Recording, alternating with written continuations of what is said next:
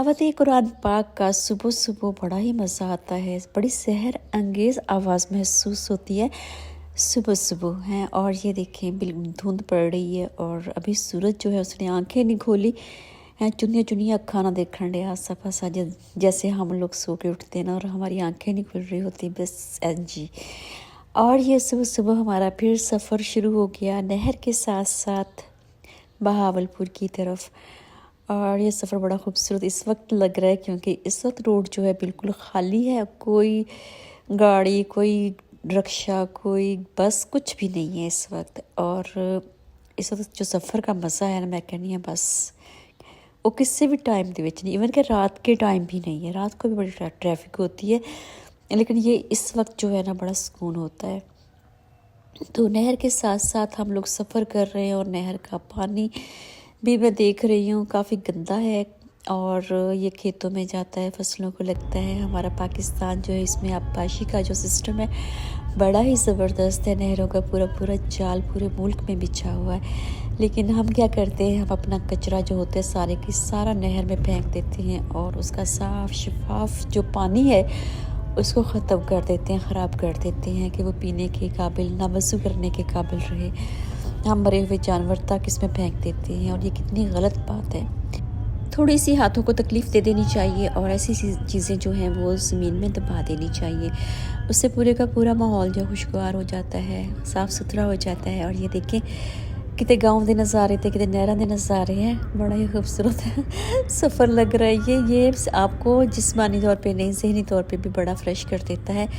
और मेरी आपको एडवाइस है कि कभी भी आप सफ़र करें तो मैं कहती हूँ सुबह का टाइम रखें, तो आप ज़हनी तौर पे ख़ुद को फ्रेश महसूस करेंगे। और बड़ा सबसा आँखों को भला लग रहा है। इस वक्त ओस पड़ रही है, कहीं फूक पड़ रही है और मैंने वॉइस ओवर की है क्योंकि साथ साथ बात करना मुश्किल था।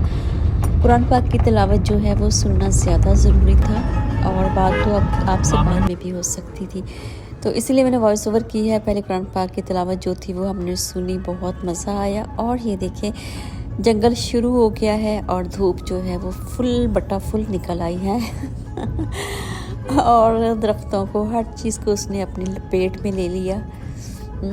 तो सूरज जो है वो बादशाह बात है, कुछ भी कर सकता है। अभी तो जून जुलाई को आने दें फिर लग पता चलेगा दोनों है कि सूरज कितने कितने पहुंचता है और आपको बताना था कि सादिक पब्लिक स्कूल जो है वहाँ जा रहे हैं हम। आज इंटरव्यू है उस बच्चे का और उसका टेस्ट जो है वो माशाल्लाह से क्लियर हो गया था। और यहाँ पे एडमिशन के लिए 12,000 फ़ीस जमा करवाने के बाद आप जो है टेस्ट दे सकते हैं। और ये एशिया का सबसे बड़ा स्कूल है। यहाँ पे ओ लेवल्स, ए लेवल्स और FSC मैट्रिक सब होता है। और यहाँ पे बोर्डिंग भी है और डे स्कॉलर भी हैं। हर तरह के बच्चे यहाँ पे आ सकते हैं, लेकिन इसकी माशाल्लाह से फ़ीस भी ठीक ठाक है। और इसकी फ़ीस जो है वो तकरीबन बनती है 13 लाख के करीब सालाना। और ये बोर्डिंग के बच्चों का मैं बता रही हूँ, जो डे स्कॉलर है उनकी थोड़ी सी कम है। तो यहाँ स्पोर्ट्स बहुत अच्छी हैं, स्विमिंग है, हॉर्स राइडिंग है, फुटबॉल, क्रिकेट, जो आपको पसंद है आप खेल सकते हैं। सबसे बड़ा एडवांटेज जो है ना वो ये चीज़ है कि स्पोर्ट्स ये लोग लाजमी करवाते हैं, नमाज़ पढ़ाते हैं, टाइम पे अपने नमाज़ पढ़नी है, प्रॉपर आपने नाश्ता और खाना खाना है। तो दूसरी बात ये कि जो हमारा सोच का दायरा है वो बच्चों के गिर्द ही घूमता है और हम माँ बाप जो होते हैं बच्चों के लिए ही मेहनत करते हैं।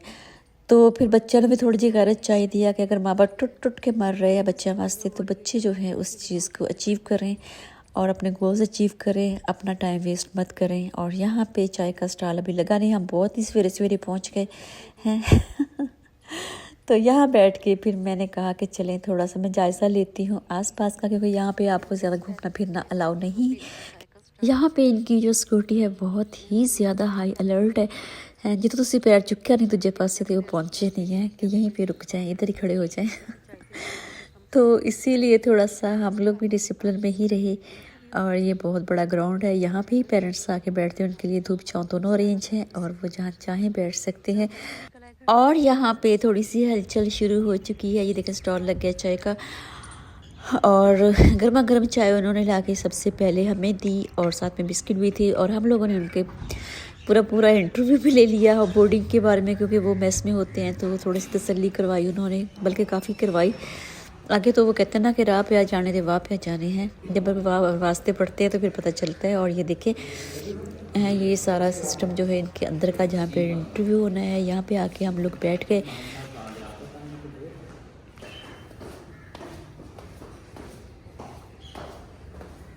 और ये नवाब साहब जिन्होंने ये स्कूल बनाया है उनका पोर्ट्रेट, और ये सारे जो साथी हैं उनकी तस्वीरें लगी हुई है इधर। और ये देखें बैंड, आर्मी के बैंड हैं जो यहाँ पे कैंपल फंक्शन वगैरह होते हैं उसके लिए ये प्रैक्टिस करते हैं यहाँ पे।